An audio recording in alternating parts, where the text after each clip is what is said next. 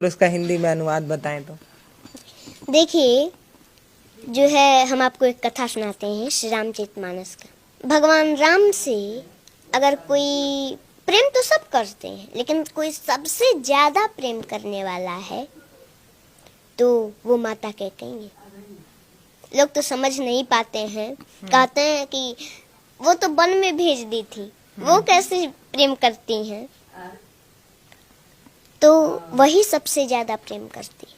वो वन में भेजी थी तो भगवान राम को दिए हुए वचन को पूरा करने के लिए वो वन में भेजी थी। वही सबसे ज्यादा प्रेम करने वाली।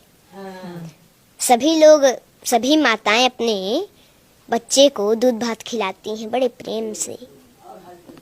वैसे ही एक बार माता कैकेयी भी भगवान राम को अपने गोद में बैठा करके और दूध भात खिला रही थी। भगवान राम एक गिलास खाए, 2 गिलास खाए, 3 गिलास खाए, चौथे में हाथ पकड़ लिए।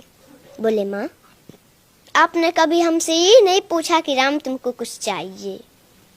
तो माता कैकेयी बोली कि अरे पुत्र, अरे राम, तुमको कुछ चाहिए तो जल्दी बोलो, क्या चाहिए?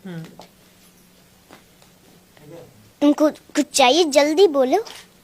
तुम्हें मांगने में देरी हो सकती है, मुझे देने में देरी नहीं हो सकती। भगवान राम बोले, माँ, पहले मेरी कसम खाओ कि जो मैं मांगूंगा वो दोगी। माता कैकेयी बोली, हाँ राम, मैं तेरा कसम खाती हूँ, जो तुम मांगोगे वो हम देंगे तुमको। मांगो, क्या चाहिए? भगवान राम बोले, माँ, लेकिन जो मैं मांगने जा रहा हूँ अगर वो आप दे दोगी तो संसार में कोई भी आपका नाम, अपने बच्ची का नाम नहीं रखेगा। तो कैकेयी माता बोली, मुझे मंजूर है राम, बताओ ना क्या चाहिए। मेरा नाम, अपनी बेटी का नाम कोई न रखे, ये मुझे मंजूर है। मेरा राम प्रसन्न रहे, इससे बढ़कर मेरे लिए और क्या हो सकता है। भगवान राम बोले, माँ, लेकिन जो मैं मांगने जा रहा हूँ अगर आप दे देंगी तो संसार में आपका अपजस होगा। माता कैकेयी बोली, मुझे जस मिले, मेरा राम प्रसन्न न रहे तो वो जस मुझे नहीं चाहिए, मुझे अपजस मंजूर है। भगवान राम के आंखों में आंसू आ गए। बोले, माँ, लेकिन जो मैं मांगने जा रहा हूँ वो आप दे देंगी ना, तो कदाचित आपको वैधव्य जीवन भी देखना पड़ सकता है। माता कैकेयी जब ये सुनी मौन हो गई। आप ही बताइए, कोई भी भारतीय स्त्री हो तो उसको ये बात तो खटकती है। मौन हो गई माता कैकेयी। थोड़ी देर मौन रही, फिर कुछ देर के बाद बोली, राम, मुझे कदाचित वैधव्य जीवन ही क्यों ना देखना पड़े, वो भी मुझे मंजूर है। बताओ तुम्हें क्या चाहिए? भगवान राम बोले, माँ, एक समय ऐसा आएगा, मेरा विवाह होगा, मैं फिर अयोध्या आऊंगा और उस समय हमारे लिए आपको 14 वर्षों का वनवास मांगना पड़ेगा। जब कैकेयी माता वनवास सुनी तो तुरंत धड़ाम से गिर पड़ी, जमीन पर बेहोश हो गई। भगवान राम ने जल से छींटा मारे तो कुछ देर के बाद होश आया। उठ के बैठी, थोड़ी देर मौन है, फिर बोली, राम, रो रही हैं? बोली, राम, देखो, मुझे अपजस भी मंजूर है, मेरा नाम, अपनी बेटी का नाम संसार में कोई न रखे, ये भी मंजूर है। कदाचित तो ना देखना पड़े, वो भी मुझे मंजूर है, लेकिन मेरा राम मुझसे दूर रहे, ये मुझे कदाचित मंजूर नहीं है। राम, मैं तुम्हारे बिना 1 मिनट नहीं रह पाती। तुमने 14 वर्ष सोच भी कैसे लिया? राम, ये वरदान वापस ले लो, मैं नहीं दूंगी, मैं नहीं दे सकती है वरदान। भगवान राम बोले, माँ,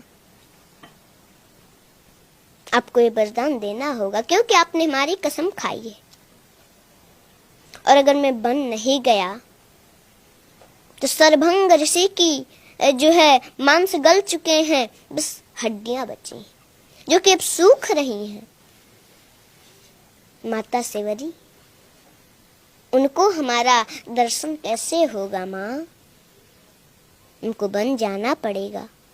उस दिन से माता कैकेयी भगवान राम से थोड़ा हट हट के रहने का प्रयास करने लगी कि वो समय आए और मेरे दिल के टुकड़े टुकड़े न हो जाएं और मैं राम को दिया हुआ वचन पूरा न कर सकूं, उसको दिया हुआ वरदान पूरा न कर सकूं तो क्या होगा।